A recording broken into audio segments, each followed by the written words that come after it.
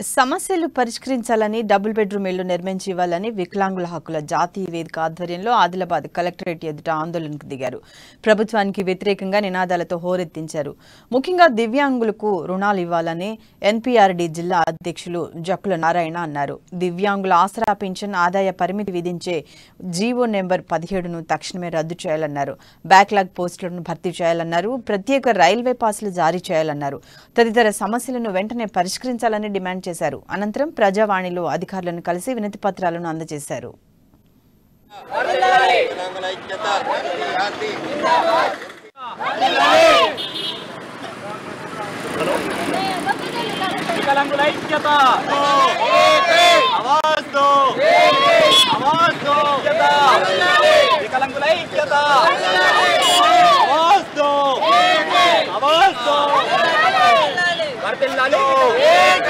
आवाज दो एनपीआरडी जिंदाबाद एनपीआरडी जिंदाबाद विकलांगुల ఐక్యత వర్ధిల్లాలి వర్ధిల్లాలి వికలాంగుల ఐక్యత వర్ధిల్లాలి వికలాంగుల ఐక్యత వర్ధిల్లాలి మాకు ఇంతవరకు డబుల్ బెడ్రూమ్ల గురించి ఎన్నో సార్లు మేము వినతి పత్రాలు ఇచ్చినాం.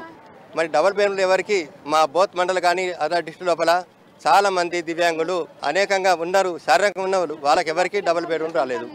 మరి కొందరికి మరియు వికలాంగులకు ఎవరికి కూడా బ్యాక్లాగ్ పోస్టులు కూడా ఇంతవరకు అయితలేవు. మరియు అంత్యోదయ కార్డులు కూడా ఎవరికి ఇంతవరకు అనుమతించలేరు.